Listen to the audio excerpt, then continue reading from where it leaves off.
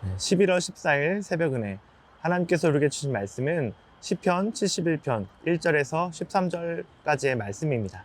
제가 봉독하도록 하겠습니다. 여호와여, 내가 주께 피하오니 내가 영원히 수치를 당하게 하지 마소서. 주의 공의로 나를 건지시며 나를 풀어주시며 주의 길을 내게 기울이사 나를 구원하소서. 주는 내가 항상 피하여 숨을 바위가 되소서. 주께서 나를 구원하라 명령하셨으니 이는 주께서 나의 반석이시요 나의 요새이심이니이다. 나의 하나님이여, 나를 악인의 손 곧 불의한 자와 흉악한 자의 장중에서 피하게 하소서. 주 여호와여, 주는 나의 소망이시요 내가 어릴 때부터 신뢰한 이시라. 내가 모태에서부터 주를 의지하였으며 나의 어머니의 배에서부터 주께서 나를 택하셨사오니 나는 항상 주를 찬송하리이다.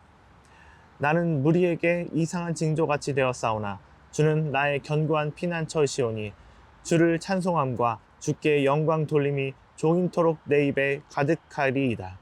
늙을 때에 나를 버리지 마시며 내 힘이 쇠약할 때에 나를 떠나지 마소서. 내 원수들이 내게 대하여 말하여 내 영혼을 엿보는 자들이 서로 꾀하여 이르기를 하나님이 그를 버리셨은즉 따라잡으라, 건질 자가 없다 하오니 하나님이여, 나를 멀리하지 마소서. 나의 하나님이여, 속히 나를 도우소서. 내 영혼을 대적하는 자들이 수치와 멸망을 당하게 하시며 나를 오해하려 하는 자들에게는 욕과 수욕이 덮이게 하소서. 아멘. 네, 오늘 말씀을 보시면요, 어제와는 달리 이게 저자나 저술식이나 배경 등의 그런 저자에 대한 관련된 정보들이 하나도 없어요.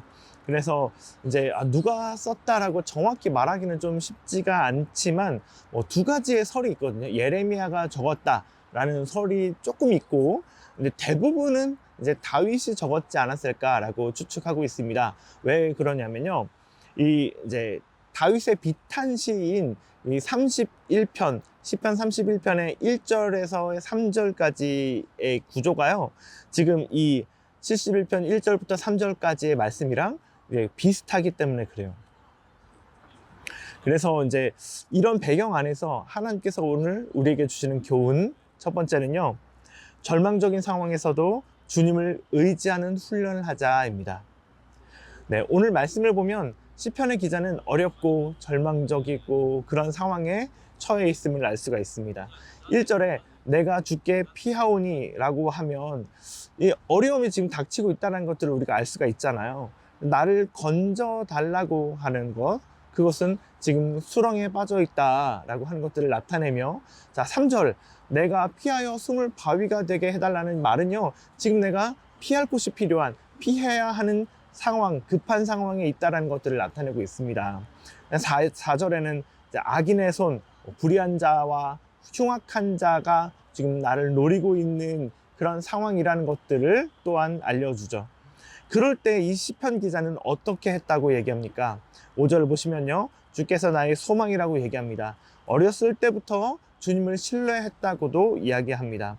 6절에서도요, 모태에서부터 주님을 의지했다고 말할 정도로 하나님을 신뢰하고 의지해왔던 것들을 알 수가 있습니다. 그래서 항상 주님을 찬송하는 것은 지금 어렵고 힘든 그런 절망적인 일들이 결국에는 하나님의 선으로 되어질 것을 믿음으로 고백하는 그런 찬송인 것입니다. 그래서 우리가 살아가면서 수많은 어려움과 힘든 일을 겪게 되는데, 이것들을 잘 이겨내기 위해서는 무엇이 필요합니까?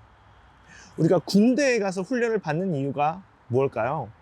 바로 제식 훈련이나 동계 훈련이나 유격 훈련을 통해서 군인들이 준비되어져 가는 것은 무엇이냐면 바로 전쟁에 대한 준비인 것입니다. 군인이 훈련을 받는 것은 전쟁에서 제대로 된 그런 능력을 발휘하기 위해서, 실력을 발휘하기 위해서 훈련을 받는 것이죠. 우리도 살면서 전쟁과도 같은 이 세상에서 어렵고 힘든 일들을 많이 겪게 될 텐데요, 시편 기자가 말했던 것처럼 나를 미워하고 질투하는 자들이 있을 수도 있고요, 그냥 나를 해하려고 하는 그런 사람이 있을 수도 있고, 참 많은 어렵고 힘든 일들이 일어나게 될 텐데, 우리가 그 힘든 일 가운데에서 그냥 마음이 시키는 대로 본능대로 분노하면서 나는 사람들에게 막 복수하고 소리 지르면서 그렇게 맞대응을 해야 할까요? 그런 세상 사람들처럼 반응하지 않고 주님을 찬송하며 주님께 소망을 둘 수 있으려면 어떻게 해야 될까요? 바로 군인이 훈련받았던 것처럼 우리도 훈련받아야 합니다. 오늘 시편에서 이 사람은 모태에서부터 하나님을 의지했다라고 얘기합니다. 어려서부터 주님을 신뢰했다고 얘기를 하고 있어요. 그래서 우리는 어려서부터 주님을 신뢰하는 훈련을 받아야 합니다. 그런 과거가 이 시편 기자로 하여금 주님을 아무것도 없는 상황에서도 주님을 신뢰하게 한 것처럼 우리도 어렵고 힘든 그런 상황 속에서 주님을 신뢰하기 위해서 어려서부터 주님을 신뢰하는 훈련을 해야 합니다. 이것은요, 뭐 어린 사람들에게만 통용되는 그런 말은 아닙니다. 우리 모두에게 해당하는 말입니다. 주님을 훈련하는, 신뢰하는 훈련을 지금부터 하시길 바랍니다. 이런 훈련들이 쌓이고 쌓여서 어렵고 힘들고 절망적인 상황에 혹시 내가 처하더라도, 그렇게 급히 피해야 되는 그런 상황에 처하더라도 주님께 소망을 두는 그런 사람이 될 수 있을 것입니다. 아멘. 자, 하나님께서 주시는 두 번째 교훈은요, 내 삶에 이루신 하나님의 기적을 기억하자입니다. 정말 힘들 때는요, 마치 주님이 안 계신 것처럼 여겨질 때가 있습니다. 그렇지 않아요? 심지어는 하나님이 나를 버리셨다라는 생각이 들기도 해요. 특히 하나님은 그렇지 않는데, 하나님은 버리지 않으시거든요, 인간을. 근데 인간의 생각으로 그렇게 하나님이 나를 버리게 된 게 아닌가라고 얘기하는 게 바로 9절입니다. 늙을 때 나를 버리지 마소서. 나에게 힘이 없으니까 나를 버리지 마소서라고 얘기하는 게요, 하나님은 연소함으로 사람을 판단하지 않고 버리지 않으십니다. 그 힘이 있고 없고를 떠나서, 왜냐하면 하나님이 힘이 되시기 때문에 그래요. 하나님은 버리지 않습니다. 하지만 너무 이런 어렵고 힘든 상황이 계속되다 보니까 마치 하나님 나를 버리신 게 아닐까라는 생각이 들게 되는 겁니다. 이 사람의 마음이 얼마나 지금 힘든가를 알 수 있는 그런 장면인 거예요. 이런 어려운 때에는요, 믿지 않는 대적들이 볼 때도요, 하나님이 안 계시는구나 라고 여기게 돼요. 그래서 10절에서 11절을 보시면요, 10절은 이제 설명하는 거니까 11절에 하나님이 그를 버리셨은즉 그들을 잡자라고 하는 그런 말들이 나옵니다. 그래서 12절에 하나님이 나를 멀리 하는 것 같다라고 느끼고 있잖아요. 근데 시편 기자가 그런 상황에서도 믿음을, 신앙을 포기하지 않을 수 있는 이유는요, 바로 12절 마지막에 나를 도우소서, 13절에 대적자들이 멸망하게 하소서라고 하면서 이런 기도들을 할 수 있는 이유는 바로 7절 이상한 징조 때문입니다.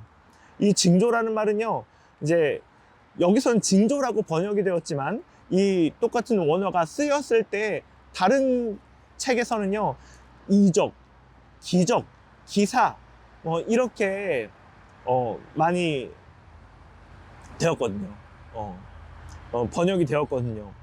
주님을 믿지 않는 우리에게는요, 이상한 징조로만 보이는 거예요. 이상한 일. 그렇지만 하나님을 믿는 우리에게는 놀라운 섭리, 주님의 역사인 것입니다.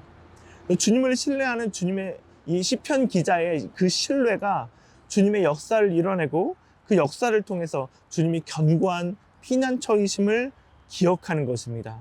그래서 그런 기억을, 그 하나님을 기억하며 하나님을 향한 찬송이 나오는 것이 바로 8절에 종일토록 내 입에서 주님을 찬송하는 찬송이 가득하다라고 얘기하고 있는 거예요. 지금 내가 처한 이 상황이 도저히 이해가 안 되고, 이래서 정말 하나님이 나를 손절하고 계시는 건가? 나를 버리시는 건가? 라는 그런 생각이 들 정도로 어려운 상황이 우리에게도 닥쳐올 수도 있습니다.